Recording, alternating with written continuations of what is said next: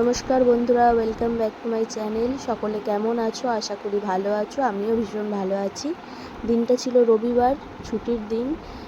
তাই ভাবলাম একটু নতুন কিছু রান্না করা যাক। বাড়িতে এঁচোড় ছিল, তাই ভাবলাম একটু এঁচোড় রান্না করি। একদিকে ভাত বসিয়ে দিয়েছি আর অন্যদিকে একটা কড়াতে এঁচোড় রান্নার জন্য জল দিচ্ছি। এঁচোড় আর আলুগুলোকে সিদ্ধ করে নিতে হবে আগে। তো জলেতে আগে নুন, পরিমাণ মতো নুন আর হলুদ দিতে হবে। এঁচোড়টা অর্ধেক সিদ্ধ হয়ে যাওয়ার পর ওতে আমি আলুগুলো দেব। তো এখন আপাতত এঁচোড়গুলো দিয়ে সিদ্ধ বসিয়ে দিয়েছি। দেখতেই পাচ্ছ, হলুদ আর নুন দিয়ে সিদ্ধ করতে দিয়েছি। তো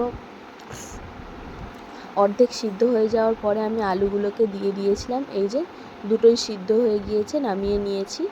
আর একদিকে হলো আবার কড়াই দিয়ে, সেই কড়াইয়ে তেজপাতা, শুকনো লঙ্কা, গোটা গরম মশলা ফোড়ন দিয়ে দিয়েছি। তারপরে হলো পেঁয়াজ দিয়ে দেবো। পেঁয়াজগুলো একটু ভাজা ভাজা হওয়ার পরে আমি দেবো হলো সমস্ত মশলাগুলো।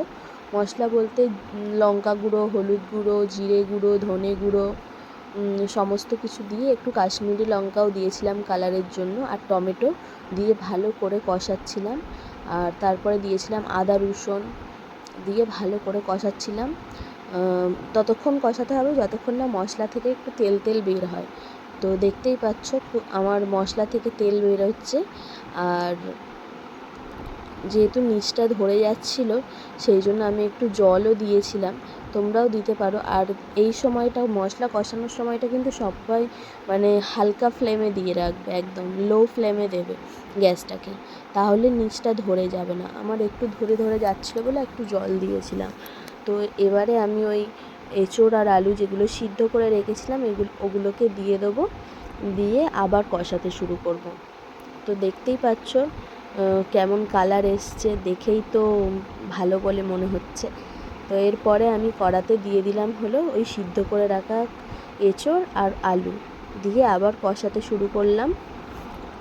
ভালো করে কষিয়ে নিয়ে তারপরে এতে পরিমাণ মতন জল দিয়ে দেব।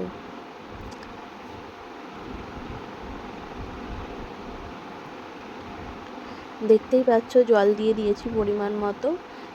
খুব একটা জল দিইনি, যেহেতু এঁচোড় সেহেতু খুব ঝোল ঝোল হলে ভালো লাগবে না।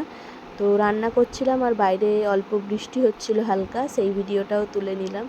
তো আমার ভিডিও কেমন লাগে তোমাদের সকলে কমেন্ট করে জানাবে। আর তারপরে সব কাজটা সেরে খেতে বসিয়েছিলাম। দেখতেই পাচ্ছ কতটা সুন্দর সিদ্ধ হয়েছে। তো তোমরাও বাড়িতে বানিও অবশ্যই। ধন্যবাদ।